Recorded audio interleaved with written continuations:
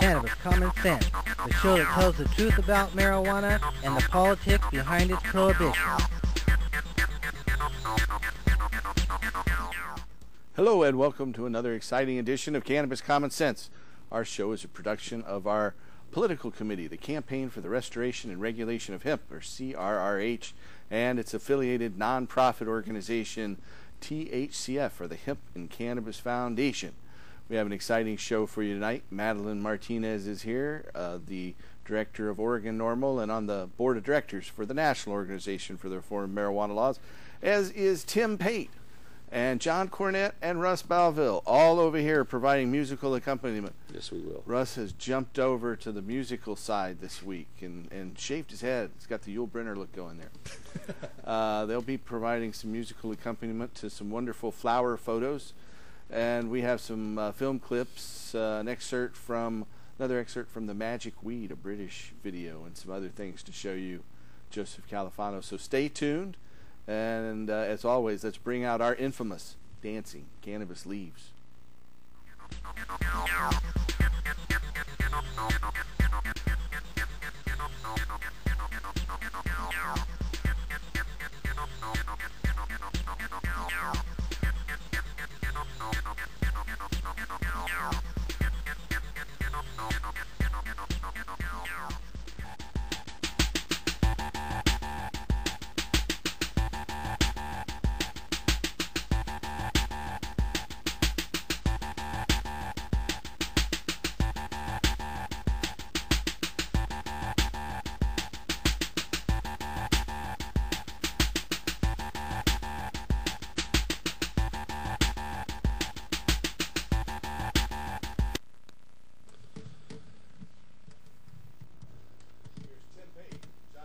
And Russ Balville.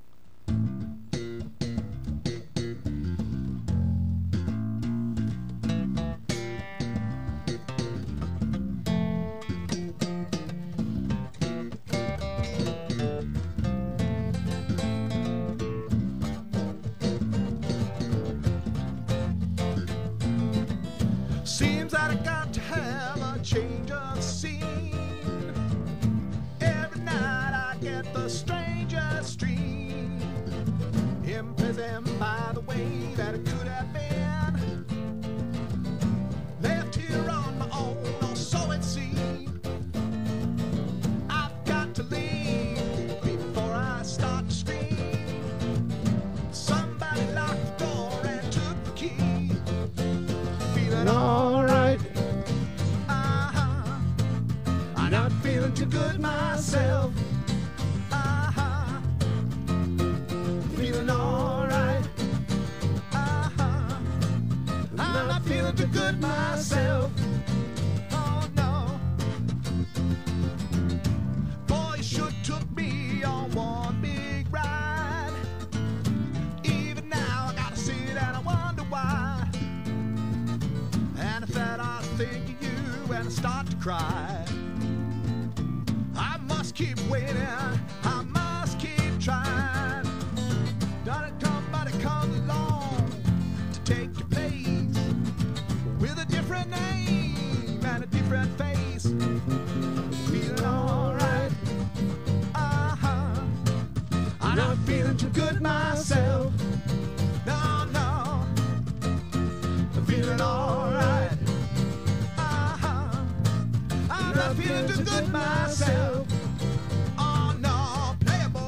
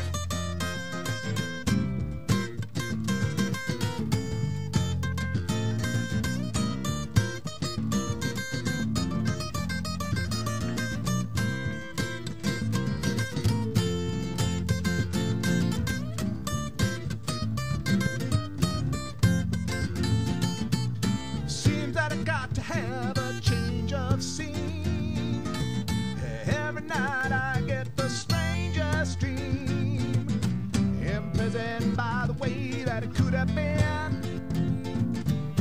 Left here on my own, or so it seemed, till somebody comes along to take your place with a different name and a different face. Feeling alright, I'm not feeling too good myself. Oh no, I'm feeling alright. I'm not feeling too good myself. I'll take it home, boys. I'm feeling alright, alright, alright, alright. Not feeling too good myself. Feeling alright, alright, alright, alright. I'm not feeling too good myself. Feeling alright, alright, alright, alright. Not feeling too good myself. Yeah. We have Mr. Thank you, Russ folks. Bowville on bass, guitar, and vocals, along with Tim Pate and John Cornett playing guitars, as always. So it's good to have you do an old Traffic song there. It felt like Steve Winwood was here. Anyway, we are taking your phone calls tonight. It is the, what is it? The 12th? The 12th of it June, is. 2009. So if you have a question or comment for us tonight, you can call us at 503-288-4448. That's 503-288-4448. We have a lot of exciting news topics to cover, and we'll be taking your phone calls and questions. How have you been doing, Madeline? I've been doing really well, Paul. Just got back in from Aspen. Was Right. over there last weekend, and I had a great time. Had a board meeting with the rest of the normal board, and planning the conference in September, the 24th through the 27th of September, the normal conference. Great. So that's in going to be in San Francisco, Yeah. right? What hotel are they going to have it at this year? Do You they know, gee, right off the top of my head, I'm Not going to sure. lose it. I believe it is the. Oh no. Okay, I'm not even going to try it. Okay. Well, we'll find out. I Yeah, know we they've had will. several of them. I've Last year got was it. in Berkeley, so it should be a lot of fun. Right. It was the key. I think it's the Cathedral Hotel, if I'm not mistaken. Okay. Yeah. Hey, we have a phone call. Hello, caller. You are on our show. Hello. Hello. Yeah, this is Lee in Hillsboro, and I was wondering that I am a registered voter, and where do I go to sign up to get marijuana legalized? Well, Hey, call the that's president. a great question. You know, we're working on legalizing marijuana. We've had a petition in the past that we decided to withdraw and refile again, and we're working on that wording. I would say next week, come to our show here at Portland Cable Access, and you can sign our petition, or you can come by. You know, what we're doing right now is we need a sponsorship petition that will have 1,000 signatures. Once we have 1,000 registered Oregon voter signatures, then we can submit that to the Secretary of State and move the process forward for our initiative to tax and regulate the sale of marijuana to adults and let adults grow their own without a license. Also legalize industrial hemp. And then how many signatures are you going to need, to actually get it legalized? About 90,000 good registered voter signatures, and we'll need to turn in about 130 to 140,000 signatures to be sure we have enough valid signatures, because a lot of times they're illegible, people move, or they sign fraudulently, or one of those things. And then it goes to the House or the Senate or whatever? Well, no, then it would go before the people of the state of Oregon in a vote in November 2010. And if it passes in November 2010, then marijuana would become legal on January 1st, 2011.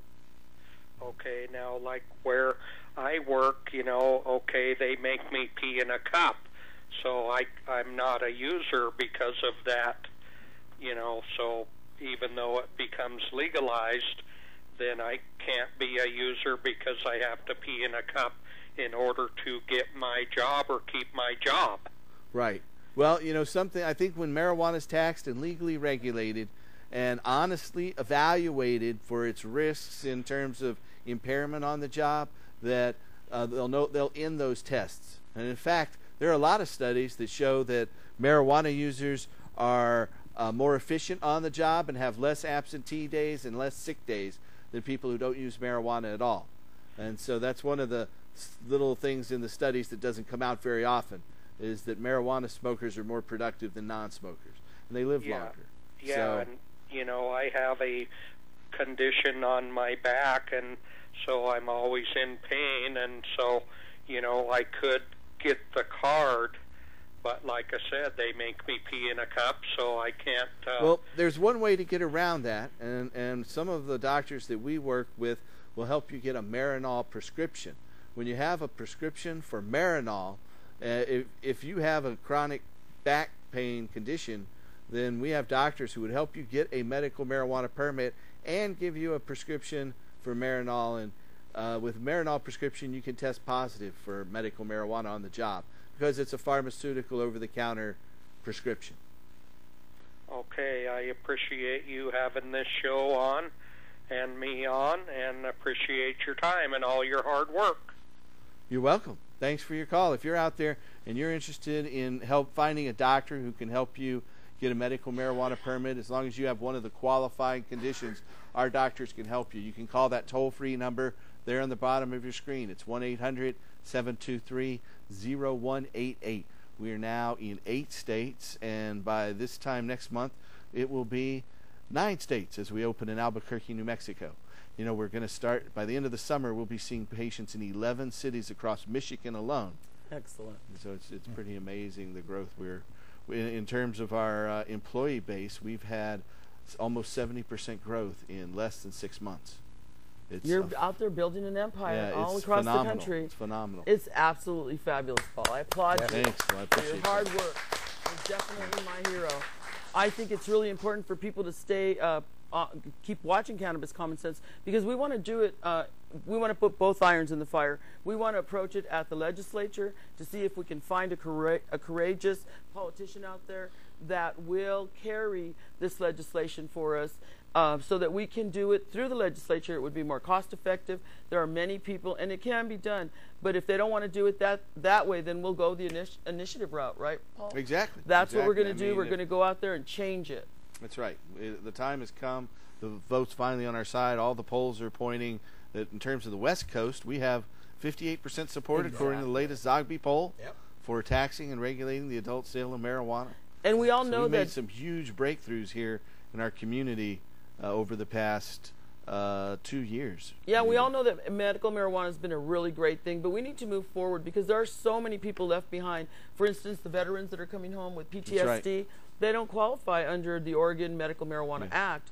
And so people just need to understand that we need to go beyond medical marijuana. New Mexico has added that. We're looking forward to helping PTSD patients down in New Mexico. So but we need to get our state, Oregon, Washington, to allow that. California, patients have been able to get it for PTSD. Well, but if we tax and regulate, anybody can use it for any condition. That's right. As long as you're 21 years of age and you can afford it, you can use it. And if you can't afford it and you want to grow it yourself, then you'll have the right to grow it yourself.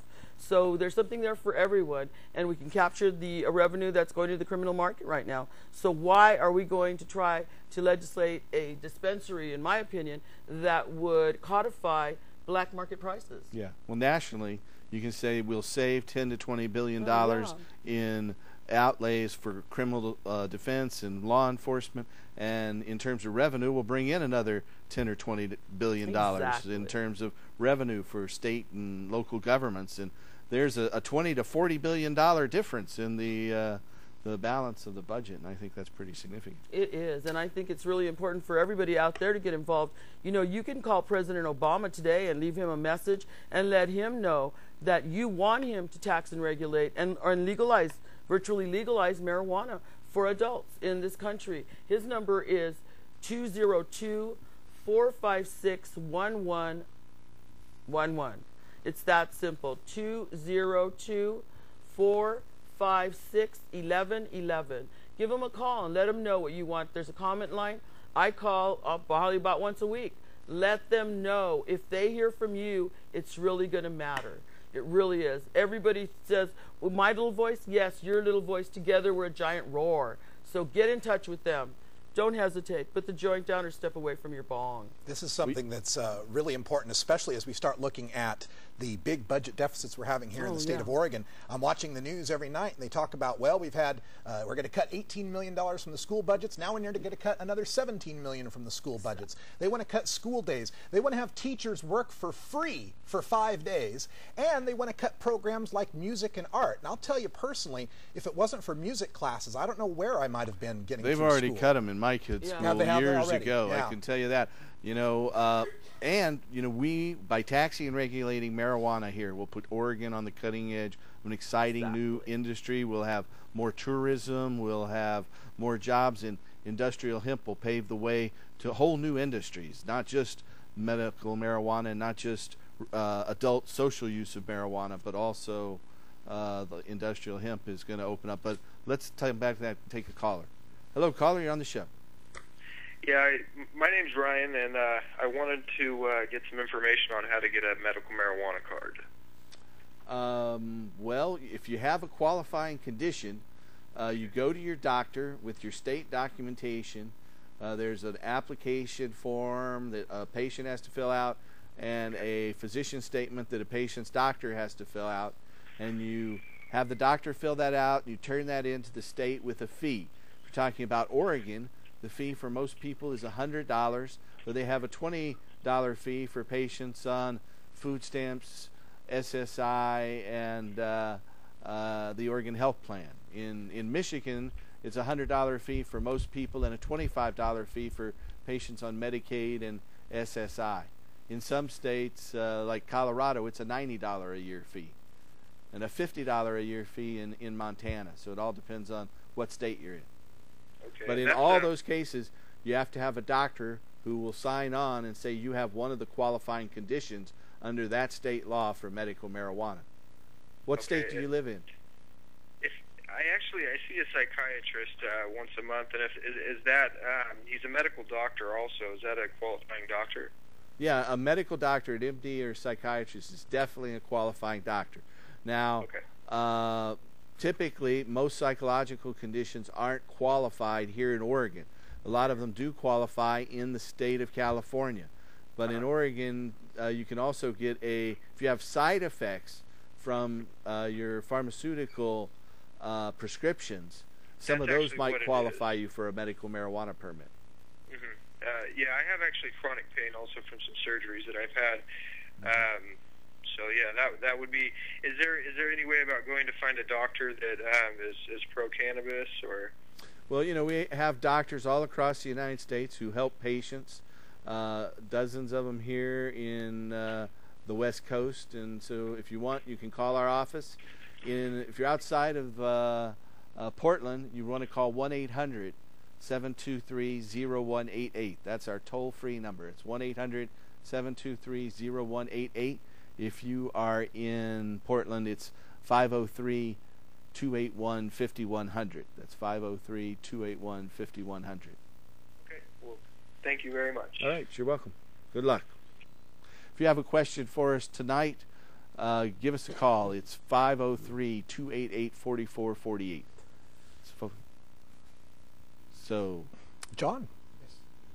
We have a question in the studio audience. Hello, John, our guitarist. How are you? I have a question. The question is regarding doctors prescribing medical marijuana. I'm very happy to say that my doctor, God bless him, he wrote in my chart notes that continued THC use is advised. But I wanted to know if you guys know, is the red herring effect with the doctors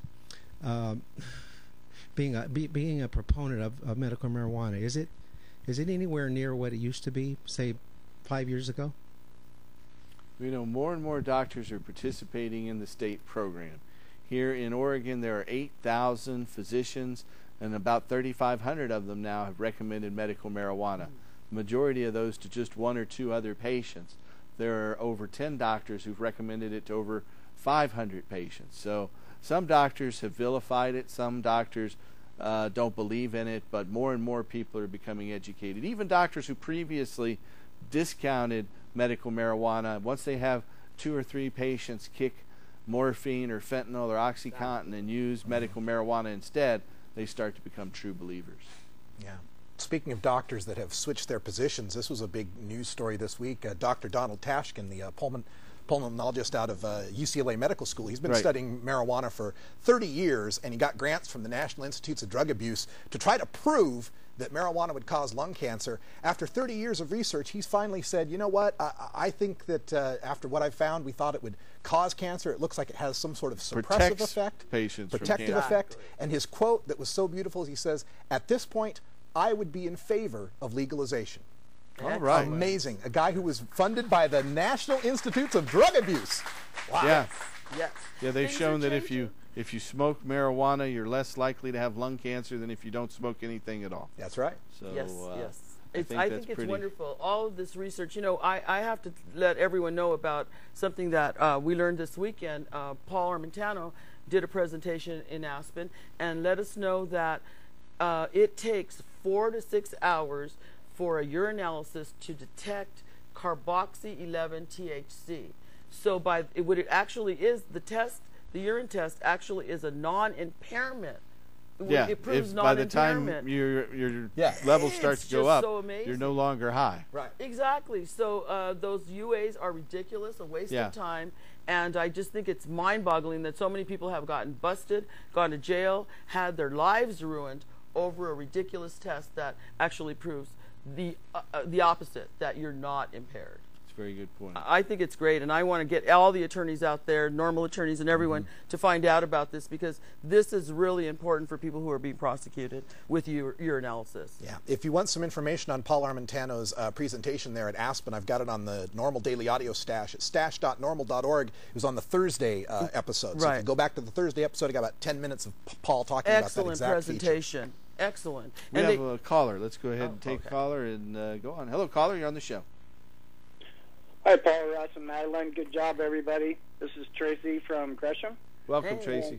My question is, since I have my card and everything, is it legal to move your garden from Oregon to California? And how would I go about getting a card in California before I leave Oregon so I can take my garden with me?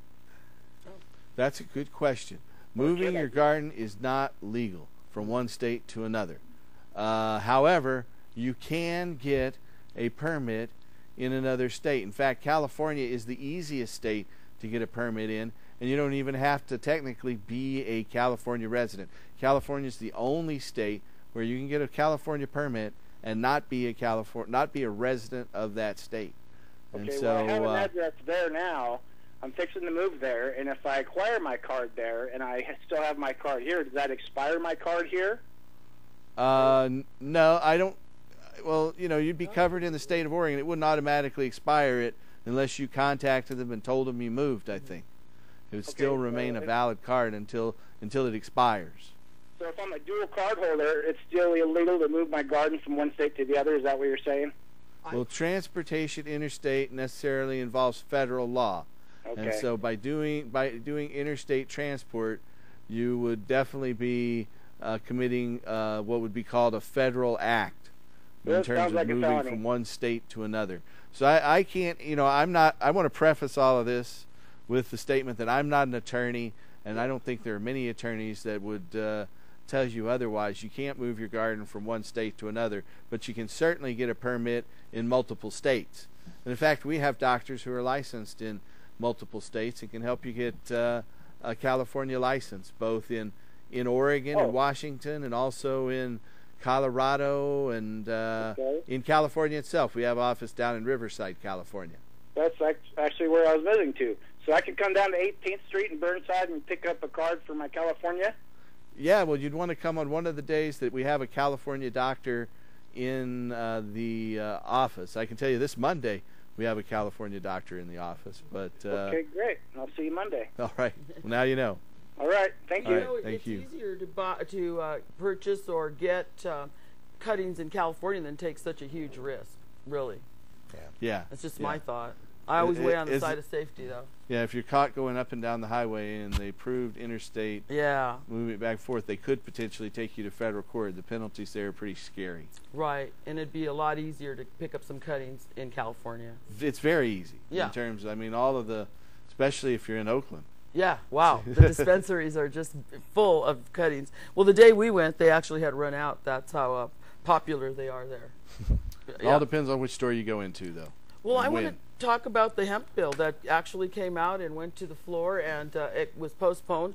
But on the 11th, it got postponed, and I'm waiting to hear what happened. But I think they postponed it enough because they are so excited. It is exciting. After 15 years or more of Floyd Przansky pushing a hemp bill in every session in the legislature, he's finally got one out of committee. Exactly. That is fantastic. That is so thrilling, and I applaud Senator Floyd Przansky. He's been a great supporter of medical marijuana, and the fact that he's gotten this bill this far with almost unanimous support. I think it was 59-1 or something really ridiculous. Yeah.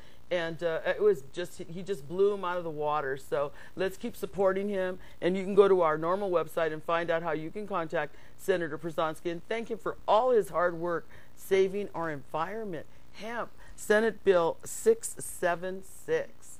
It is very exciting. There's been some debate about it with regard to if it will fertilize medical marijuana crops, and that's been a huge debate. But there's been some discussion about the Department of Agriculture using some of the canola pollution language that already exists with the Department of Agriculture. So it's all very exciting and new. But I don't think that's a big risk. I've seen in Switzerland huge fields of sensimilla growing just a mile or two from huge fields of hemp, and it didn't seem to cause much seeding there. So I think the plants have to be pretty close to heavily seed one another.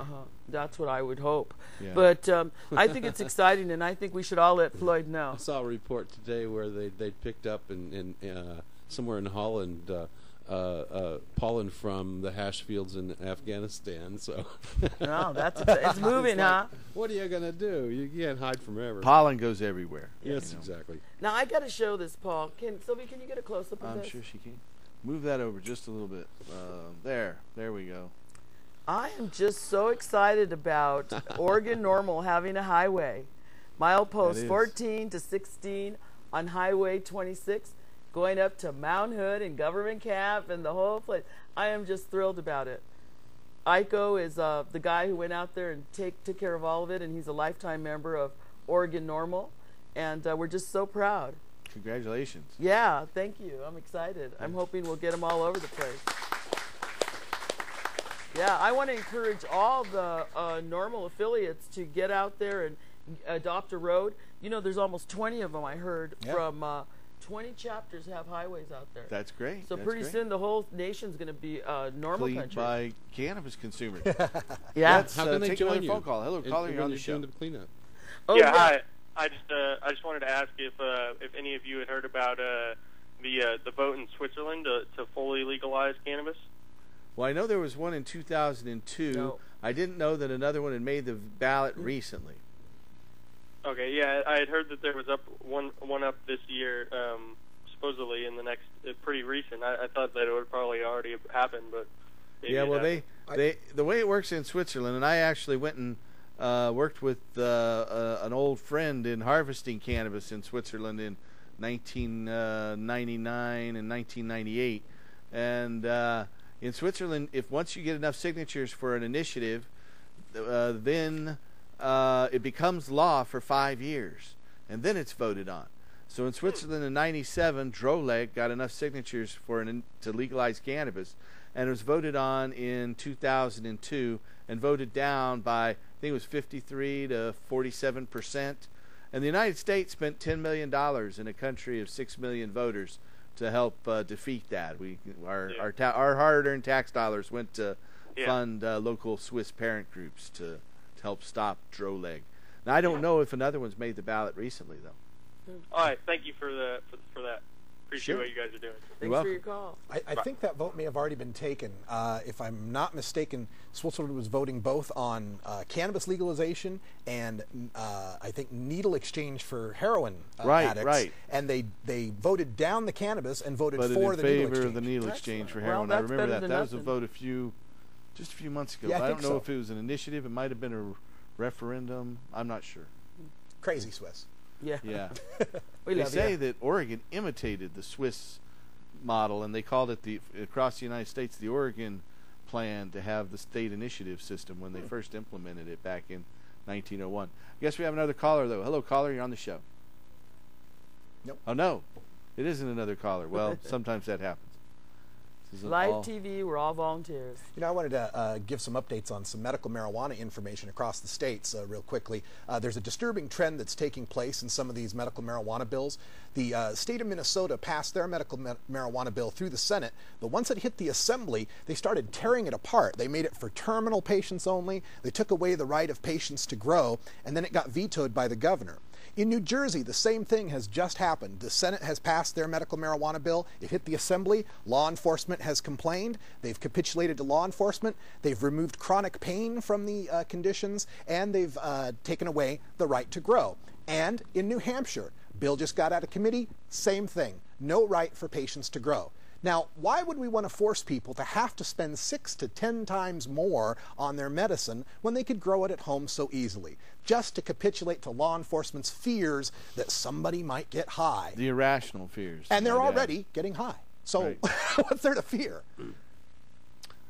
Well, we're going to do a roll of film clip, and we'll be back in just a moment. So I hope you enjoy this. The physical effects of marijuana. The first sensations may be felt instantly after having smoked some grass, or an hour after having eaten it. Usually, you creep slowly into a stoned condition, inch by inch, sliding upward, but if you've eaten it, the effects may come upon you suddenly and strike you full force in the middle of a word.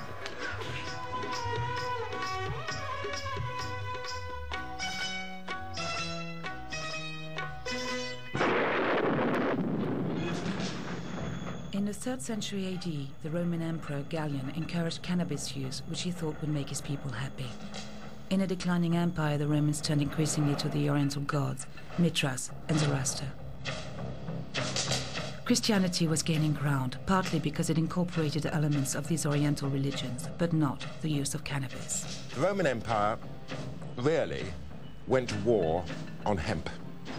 The Roman Empire provides a very good example of the importance, the strategic importance, one might say, of hemp in any society in history. The Romans had hemp arsenals either side of the Alps. They had one in Ravenna and one in Vienna. And the procurator of hemp was a very important position in the Roman hierarchy.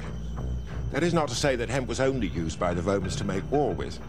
It had its place in all the aspects of hemp and all the aspects of fibers that you can imagine that it would have, i.e. it figured in clothing, shelter, food, defense, aggression, and medicine.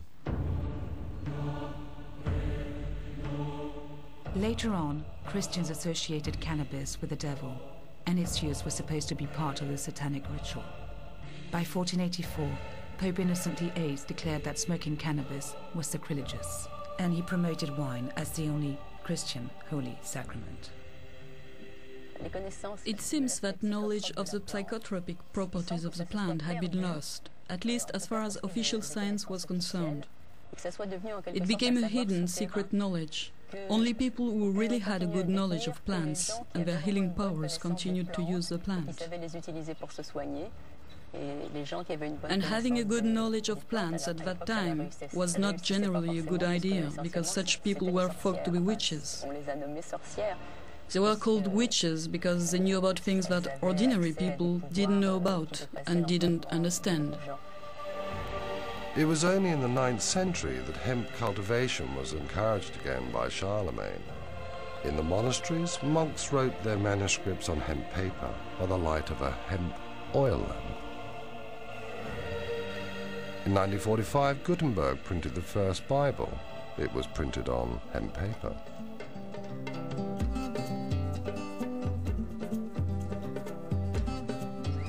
Here we go. Viva la Mota! What does that mean? Long live pot.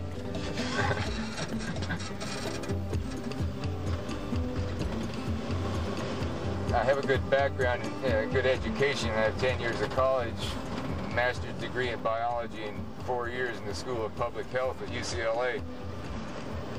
So I started putting together a museum. Slowly people started giving me things they thought were hemp, and I looked around and found things that were historical.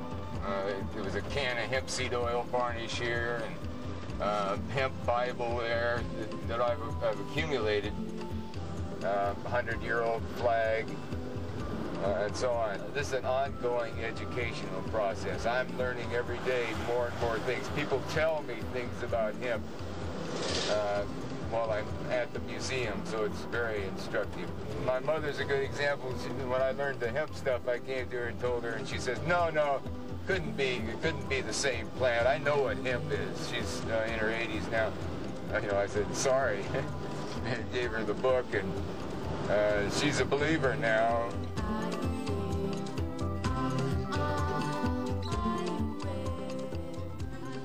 In the 16th century in France, François Rabelais, a doctor and writer, wrote surreptitiously about cannabis in his famous book, Gargantua and Pantagruel.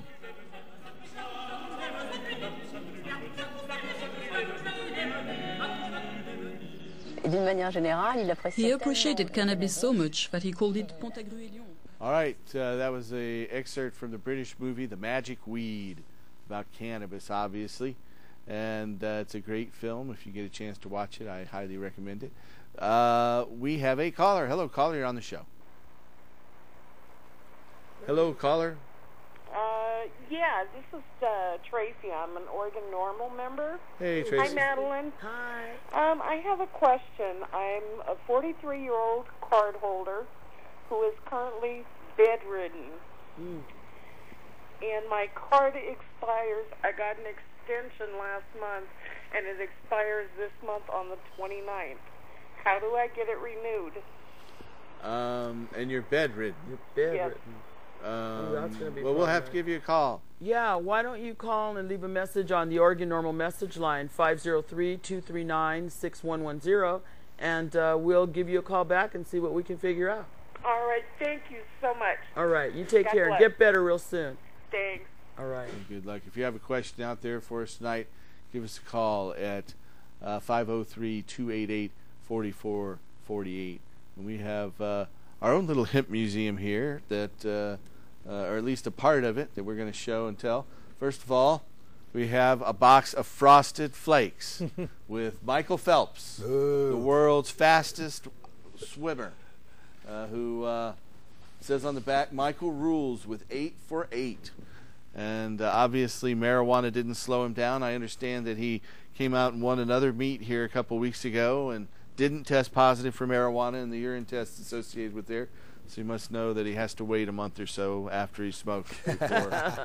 But it obviously didn't slow him down, and he seems to be breathing seems like he grew well. gills. He does. Now, right next to it, we have a cannabis extract. This is from Eli Lilly, another drug company that's still in existence today. It's extract number 96. Eli Lilly had about 15 different cannabis preparations, and this is just one. Right next door, we have Upjohn cannabis extract, a cannabis tincture. Both of these were liquid extracts of cannabis. Now, this one is from Merrill Drug Company, which is merged with another company. This was a powdered extract of cannabis. This was powdered hash, or keef. And this bottle held an ounce, 1 ounce, it says here on the back, 1 ounce of powdered extract of cannabis indica. Nice. This one's really old. It's circa 1870.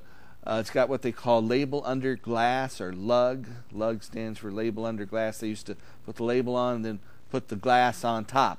And so this is a cannabis extract circa 1870. Right next door we have a rare combination of an unopened cannabis container from Specific Medicines and an empty bottle. So we know there inside this there is a full bottle, and it's a Lloyd Brothers extract of cannabis. It's pretty nifty having a completely unopened and still sealed one here. Then right next door we have a larger dug bottle. These are dug out of the ground, and this one has it embossed right on the surface of the glass. It's Dr. H. James Cannabis Indica. extract from Philadelphia, Pennsylvania. And it's embossed right on the surface of the glass. It says right here on this second line, Cannabis Indica. Cannabis Indica. Those of you which HDTV, you get the benefit tonight. And right next door, Linden's Balsam. We have a couple of different balsam medicines for coughs and colds. This one has many languages on the back, everything from Norwegian and Finnish to Spanish and Portuguese and Hungarian. The insert comes with 11 different things, and there's a full unopened bottle of this cough medicine. Right next to it is Dr. Bliss's Bliss Native Balsam for coughs and colds. It contains 1/2 gram of cannabis indica to each ounce, along with other valuable ingredients. Next, we have a colic remedy. Colic for spasmodic and flatulent colic, it says on the back. Not something you want to be around someone with. Yeah. This one is a from Costco Drugs of Lincoln, Nebraska. It's glycerphosphates with cannabis and lecithin. Sounds like it was pretty good, I think. This was something, these guys were way ahead of their time. Oh, definitely. Now, this is the one that is always, right up here at the top, the little label says chocolate coated. We love that, chocolate coated. Then down here, how many? This held 500 compressed tablets of cannabis indica and opium. Chocolate coated cannabis indica and opium pills. Oh. That was something that just knocked you out there. That beats M&M's any day. Yeah, that's. I wonder if it melted in your mouth or in your hand. And then next we have a modern product from Manitoba Harvest, hulled hemp seeds, or hemp seed nuts. Shelled hemp seeds taste a lot like walnuts and kind of a cross between walnuts and cashews. So this is a very healthy product that has all your essential fatty acids, omega-3, 6, and 9, in a perfect balance for human health. So this will keep you alive when you can't eat anything else. A bag of that will keep you alive with a complete protein. So there you have it. We have another caller. Hello, caller. You are on the show. Yes, I had a question about smell. I'm growing a garden outside, and I am a card holder. It's out of view. It's out of sight. It's just going to be stinking a lot here in the next month, you know? It gets really bad in September and October. Yeah. You think it's bad next month. You wait till September and October.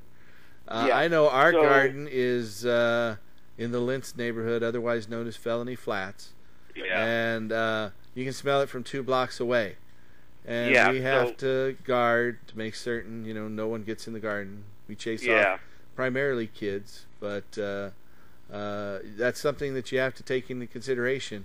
I mean, well, not really. I mean, I built an 11-foot sealed structure. I mean, and it's, guarded by 2 dragons like yours is, Yeah. But, I was just wondering about... Those dragons are powerful creatures, Yes, they are.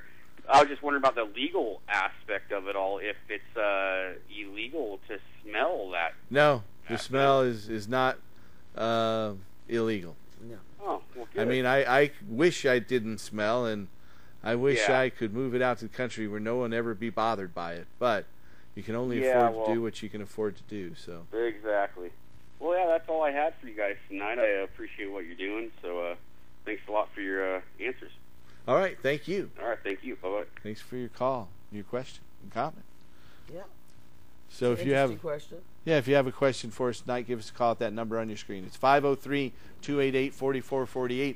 And tomorrow is the twice-a-month Oregon Medical Marijuana Cardholders Meeting that Oregon Normal has. Yes, it is. And that's at 700 Northeast Deacom Street at the Village Ballroom, upstairs above Rump Spanker's Restaurant. Great place to eat.